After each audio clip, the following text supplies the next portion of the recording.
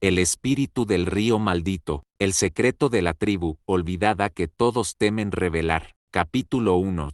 El río que había olvidado el sol. En una remota región de África, entre selvas verdes y vastos llanos, se encontraba el pueblo de Mande, que vivía a orillas del río Kondo. Este río era considerado la fuente de toda vida y prosperidad para los aldeanos. Durante siglos, las aguas del Kondo habían bendecido a la tribu con abundantes cosechas, pesca generosa y bienestar. Los ancianos siempre advertían que el río debía ser respetado y venerado, pues su poder era tanto un regalo como una responsabilidad. Kofi, un joven pescador del pueblo, se había ganado una buena reputación por sus habilidades con las redes, pero, en los últimos meses, algo extraño comenzó a suceder. Los peces escaseaban, y el agua del río, antes cristalina, comenzó a volverse turbia. Kofi, preocupado por lo que estaba ocurriendo, intentó advertir a los demás, pero sus preocupaciones fueron ignoradas. La gente seguía confiando ciegamente en el río, como si nunca pudiera fallarles. Sin embargo, Kofi sentía en su corazón que algo estaba mal. Capítulo 2.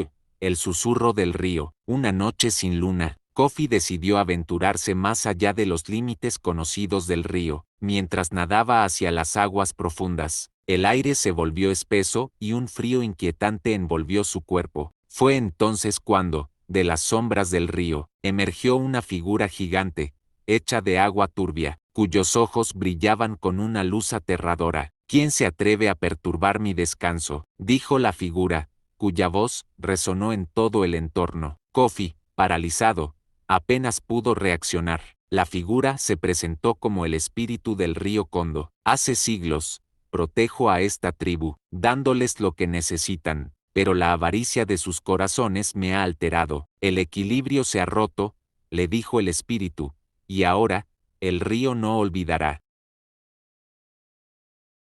Capítulo 13. El espíritu despierta. Kofi, atónito y temeroso, regresó al pueblo y les contó lo sucedido. Sin embargo, los aldeanos, convencidos de que el río siempre les había dado todo, desestimaron sus palabras. No querían creer que el río, el cual les había proporcionado todo, pudiera ahora rechazarles. Días después, la situación empeoró.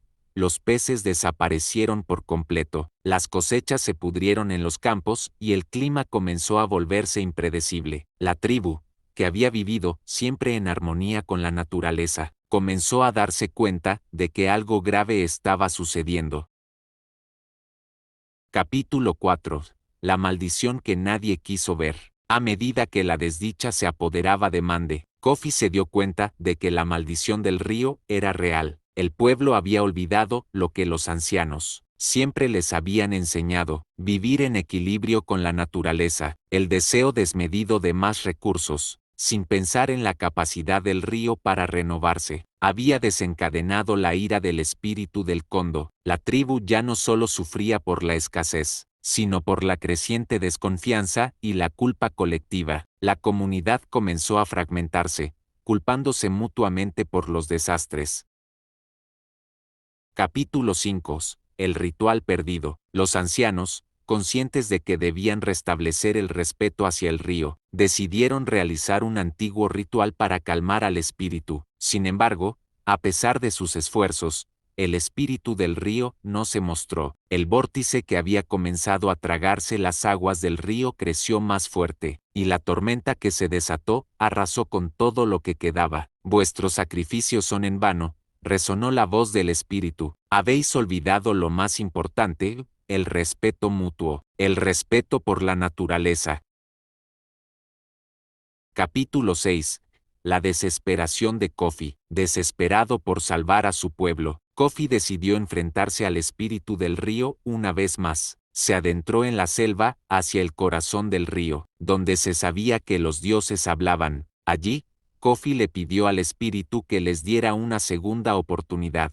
¿Por qué estamos siendo castigados?, preguntó Kofi, con lágrimas en los ojos. ¿Qué debemos hacer para que el río nos perdone? El espíritu le respondió con voz grave y clara: la avaricia y el desprecio por lo que os fue dado son los causantes de vuestra caída. No es el sacrificio lo que necesito, sino un cambio profundo en vuestro corazón.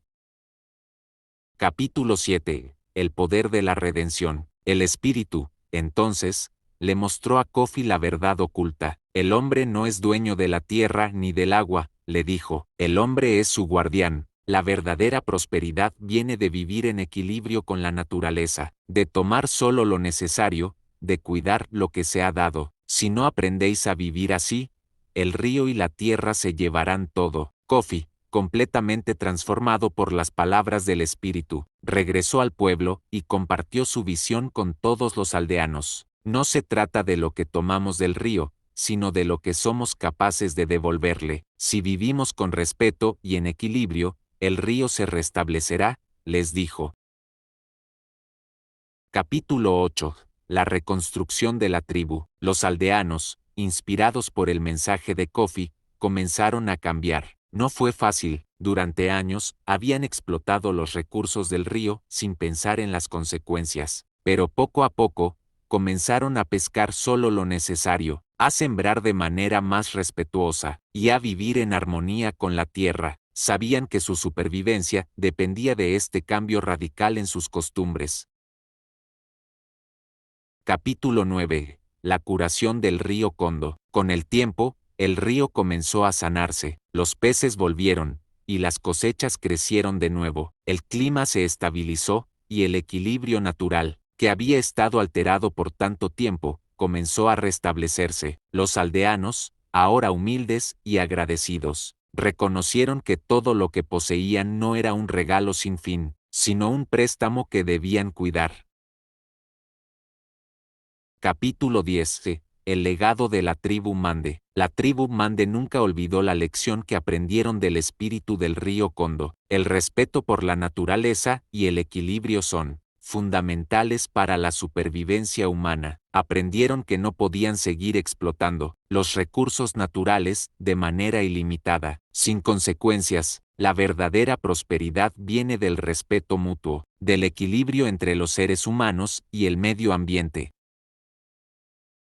Enseñanza para el mundo actual. La historia de la tribu Mande y su encuentro con el espíritu del río Kondo refleja una realidad que enfrentamos hoy en día. La sociedad actual, al igual que la tribu, ha caído en la trampa de la sobreexplotación de los recursos naturales, creyendo que la tierra y sus recursos son inagotables. Hemos olvidado el equilibrio esencial entre el ser humano y la naturaleza, y este desequilibrio está comenzando a mostrar sus consecuencias, en forma de cambio climático, escasez de recursos, pérdida de biodiversidad y contaminación. La lección es clara: la verdadera prosperidad no viene de consumir sin medida, sino de vivir en armonía con la naturaleza, respetando sus límites y cuidando lo que nos da. Si no aprendemos a restaurar el equilibrio con nuestro entorno, el futuro será aún más incierto. Al igual que el río Kondo, el planeta no olvidará nuestra indiferencia. El cambio debe comenzar ahora,